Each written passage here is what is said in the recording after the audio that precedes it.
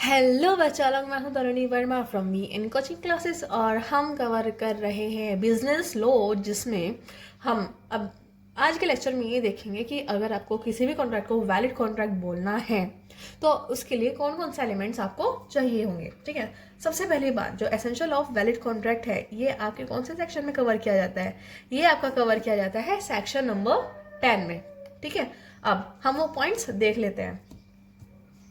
फिलहाल तो हम पॉइंट एक थोड़ा थॉरली पढ़ेंगे, मतलब थोड़ा वैसे जल्दी जल्दी पढ़ेंगे, और आगे आने वाली जो वीडियोस हैं उसमें को बहुत अच्छे से मैं एक्सप्लेन कर दूंगी।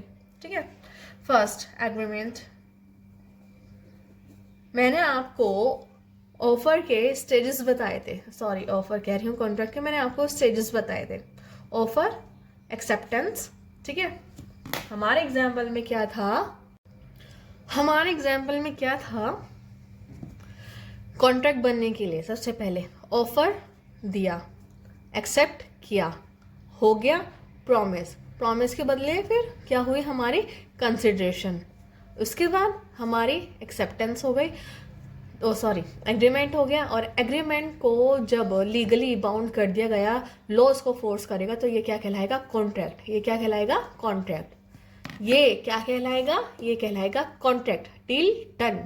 ठीक है, कई बार आपने देखा है ना टीवी में कि वो जब डील डन हो जाती है तो एक दूसरे से हैंडशेक करते हैं। ठीक है, तो डील डन। तो सबसे पहले आपका क्या होना चाहिए एसेंशियल एलिमेंट्स में? एग्रीमेंट। ठीक है, agreement. Second, free consent. Free consent, ये हमने अभी पढ़ा भी था कि अगर दोनों में से किसी भी एक पार्टी की कंसेंट फ्री नहीं है, वो अपनी मर्जी से कॉन्ट्रैक्ट नहीं कर रहे हैं, तो कॉन्ट्रैक्ट एनफोर्सेबल बिल्कुल भी नहीं होगा। Next, competency of parties. ठीक है, अगर कोई भी पार्टी इस लायक नहीं है, कोई भी पार्टी अगर इस लायक नहीं है कि वो इसको परफॉर्म कर पाए, तो ये कॉन्ट्रैक्ट वैलिड नहीं होगा। अब कॉम्पिटेंसी ऑफ पार्टी क्या होती है वो हम आगे आने वाले लेक्चर्स में पढ़ेंगे। फिलहाल के लिए एक हिंट दे देती हूँ कि जैसे मान लीजिए अगर आपको कॉन्ट्रैक्ट करना है और आप किसी एक ऐसे बंदे से कॉन्ट्रैक्ट कर रहे हैं जिस इंसान का दिमाग ही नहीं सही है, वो पागल है, आप पागल इंसान से कॉन्ट्रैक्ट कोई भी नहीं कर सकते। ठीक है, next, lawful consideration. Lawful consideration, consideration मतलब लेना देना, जो भी होगा वो लॉफुल होगा। और हमारा लॉ क्या बोलता है कि भाई आप किसी भी ह्यूमन बींग को नहीं इधर से उधर कर सकते। मतलब जैसे कि भाई आज के हम एग्जाम्पल में देखें, जैसे रैकेट चलता है कि भाई गर्ल्स को किडनैप कर लेते हैं, फिर उनको बेचते हैं तो उसके बदले में क्या होता है, फिर वो पैसे लेते हैं। तो जो ये कंसिडरेशन है वो लॉफुल नहीं है। कोई भी आपको कंसिडरेशन करनी है तो वो लॉफुल होनी चाहिए, तब जाके लॉ आपकी हेल्प करेगा आपका कॉन्ट्रैक्ट फुलफिल कराने में। Next, legal object. Legal object, contract करने का ऑब्जेक्ट बिल्कुल लीगल होना चाहिए। जैसे कि अगर आपने मान लीजिए कॉन्ट्रैक्ट किया है किसी एक बंदे से कि भाई आप मुझे गोला बारूद दो। ठीक है, तो इसका मतलब क्या माना जाएगा कि भाई आप ये गोला बारूद क्यों ले रहे हो?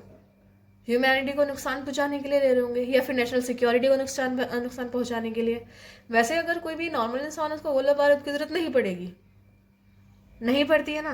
तो इसलिए अगर आप कॉन्ट्रैक्ट कर रहे हो तो उसका ऑब्जेक्ट लॉफुल होना चाहिए और लीगल होना चाहिए। ठीक है, next, not expressly declare to be void. ठीक है, नॉट एक्सप्रेसली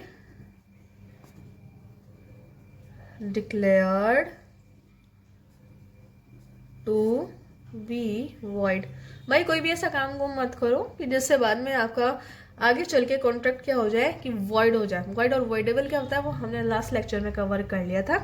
ठीक है, और इसका ये सेक्शन हमारे कवर किया जाता है as per section 24 to 30 and 56। ठीक है, जो ये वाले सेक्शन है ना, इसके अंदर ये कवर किया जाता है कि ये वाला पॉइंट क्या क्या कवर करता है। ठीक है, इस वाली लाइन का साफ सीधा सा मतलब ये है कि कोई भी आप कॉन्ट्रैक्ट कर रहे हो तो ऐसा बिल्कुल भी मत कीजिए ऐसा बिल्कुल भी कॉन्ट्रैक्ट मत कीजिए जो आगे जाके आपको पता ही है कि वॉइड ही होगा, ये आगे चल के वॉइड होगा, ऐसा बिल्कुल भी नहीं करना है, ठीक है।